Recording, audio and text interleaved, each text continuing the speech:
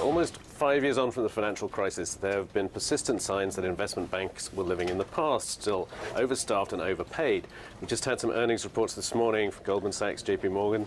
Possible signs that that's finally beginning to change, Anthony. Goldman especially has done what I think surprised a lot of people. It's managed to beat estimates quite easily, but it's done so. Okay, business has been better than people expected, but they actually paid out only 21% of their revenue in the form of compensation for the fourth quarter.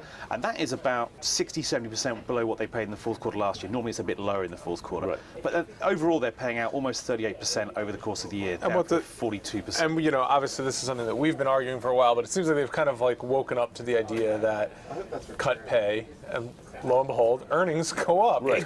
They've managed to breach for the first time in a while that all-important back-of-the-envelope calculation we like, which is you've got to beat the cost of capital by getting at least 10% return on equity. And they got 10.7 by doing this. So in the glory days, they were getting 25-30% absolutely return on equity, and then pay is less of a concern for shareholders. But now, if you're getting single digits, paying out 40+% of revenue seems... Yeah, it just seems greedy and ridiculous. And we're seeing some good signs that all of Wall Street may be waking up to this. I mean, there was a report yesterday, exclusive from Reuters, that Morgan Stanley is going to be deferring compensation out, all of it, for 3 years. Jamie Dimon today also is going to take 50% pay cut from the year before as a sort of a punishment for the whale trades. So overall, we're getting little signs that the culture is getting better there. On the Morgan Stanley thing, I think we want to make sure that they're definitely going to be cutting the level of pay as well. Now, just pushing the same amount of pay out is kind of a bit of a con. It can, and sometimes it can be a little bit of an accounting trick to get your earnings up on each quarter. But then again, if you roll it out consistently, then that should even itself out. But they're not.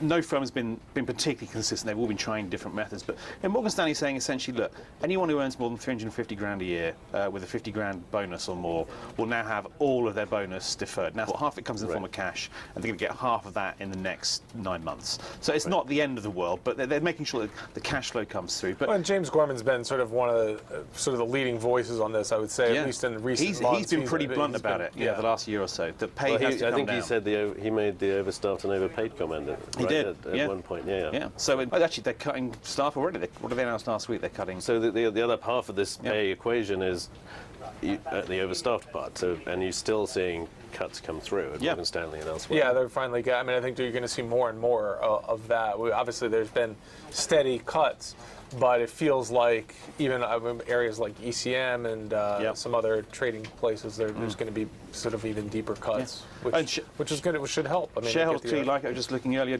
Goldman's gone up a few percentage points, and it's getting right close to that all-important book value level where it's trading, which means that investors think not only are its assets good, but actually it might just manage to make enough money over the period of time to breach its cost of capital, which is good news for everyone, as long as it stays that way. Okay, we'll leave it there. We have more investment bank earnings coming later this week, and we will have more breaking views tomorrow.